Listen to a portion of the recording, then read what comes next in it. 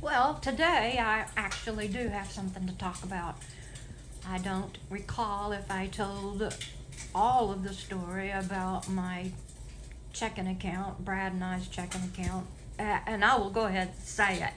At Capital One, I've had nothing but trouble with those people. Well, a few weeks ago, I got not one, but two letters from them telling me they were going to return both of our payments to Social Security.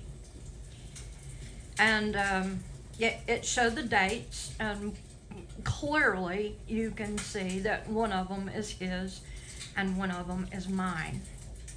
Well, I waited until I could talk without using bad language before I called, and of course I got the lady, and she was as much type A as I am, and we went back and forth about I needed to take Brad's name off the checking account and get it updated, and I was determined that wasn't happening.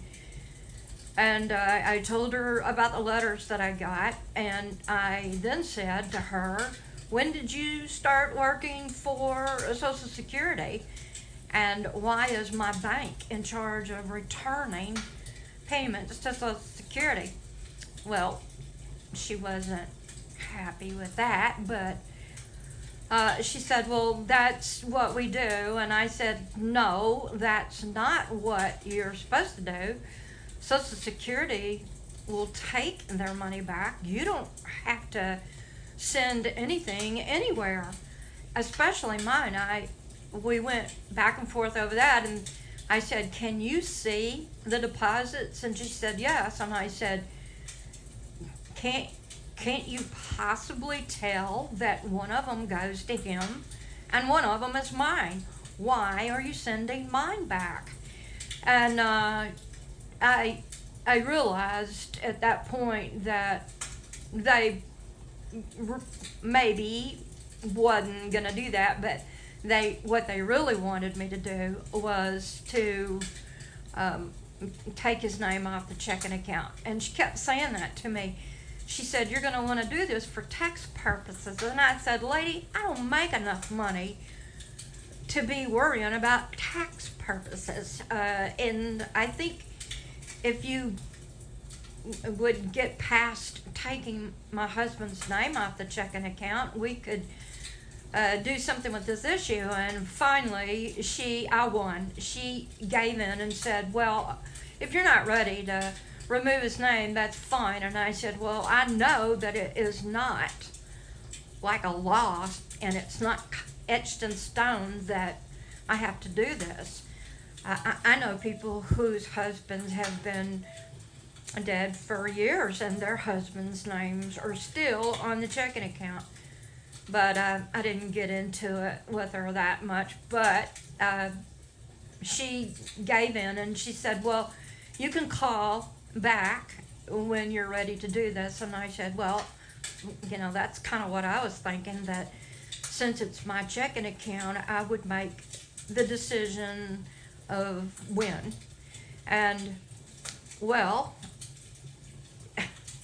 it would appear that, and I don't know whose fault, but I have not received my Social Security check. It has not posted to that checking account. So I just watched on TV, on the news, about a lady who the Social Security had made her deceased, and it's common.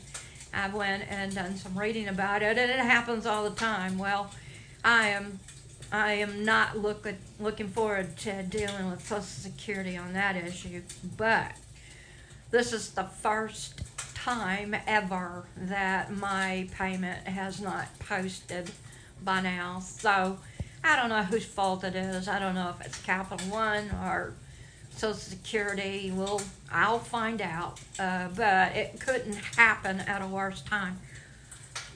And Monday morning, I will be calling them, and we will be having that lengthy conversation again. But I did call Social Security that same day after I talked to her, and the lady said the exact same thing I said. She said, "When did that bank go to work for Social Security?" And I laughed. I said, "Well, that's were my exact words to that woman." And she said, "You might need to be looking for another checking account." And she's absolutely right. But I will get it all straightened out. It'll all work out. It always does. So I actually did have something to talk about. Thanks for watching, guys. Love you. Bye.